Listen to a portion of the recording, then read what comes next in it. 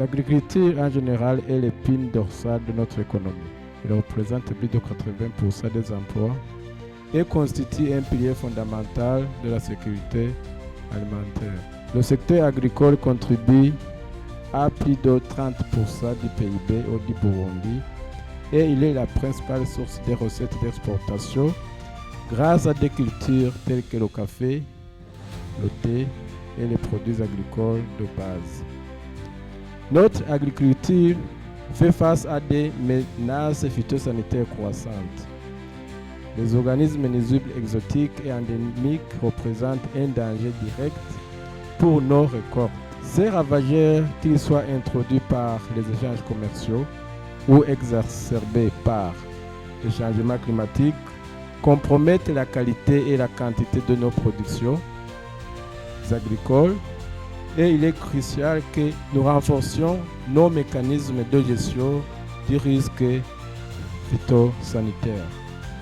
La direction de la protection des végétaux est là pour assurer une agriculture productive, compétitive et durable grâce à un système phytosanitaire robuste capable de prévenir, détecter et contrôler efficacement les organismes nuisibles pour protéger la culture et faciliter le commerce international sûr. Nous sommes présents aujourd'hui pour le lancement officiel de la liste actualisée des organismes nuisibles des végétaux réglementés au Burundi. Un résultat exceptionnel et significatif du projet Plantwise Plus Burundi. Et en tant que représentante de l'ambassade des Pays-Bas qui finance ce projet, moi je suis fière d'assister à cet événement marquant. L'objectif du projet Plantwise Plus Burundi est de contribuer à la sécurité alimentaire et à la qualité des aliments au Burundi. Pour ce faire, le projet aide les petits agriculteurs à mieux se prémunir contre les menaces croissantes qui pèsent sur la santé des végétaux. Une meilleure protection des cultures permet aux agriculteurs d'augmenter leurs revenus tout en contribuant à réduire la perte de biodiversité.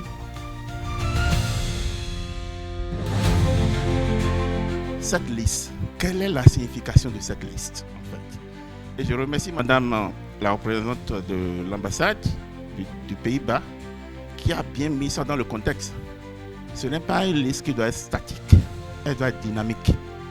Et c'est de ce fait que la première liste de ce pays, et quand je vais dire là, je vais vous demander d'applaudir parce que ça c'est les félicitations que personnellement j'envoie au pays.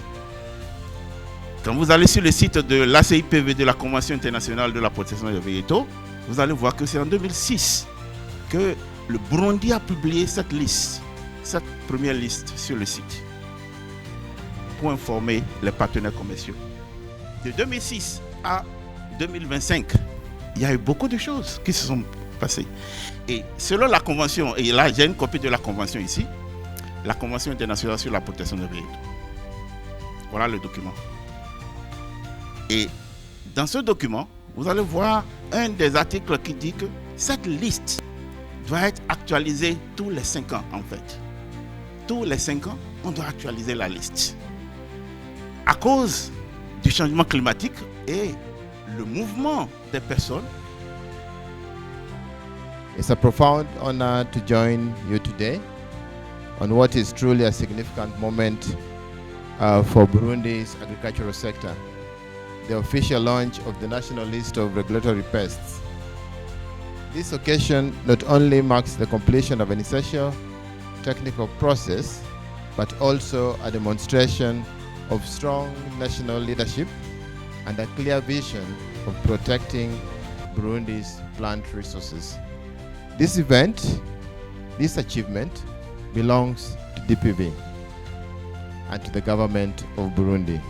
And CABI is proud to have accompanied you quietly in the background and supportively working together. On behalf of KEFIS and the Republic of Kenya, it is a great honor to participate in this landmark event, the launch of the Burundi updated list of regulated pests. We would like to extend our congratulations to the Ministry of Environment, Agriculture and Livestock, DPV, Isabu and partners for this great achievement. I know for you, those who have visited the cafes, you realize that cafes seems to have developed and grown.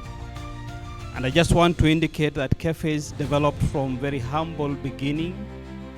We started with one vehicle, borrowed furnitures, but over time we have been able to develop our phytosanitary capacity significantly, and we really want to thank the very many donors who came to support us.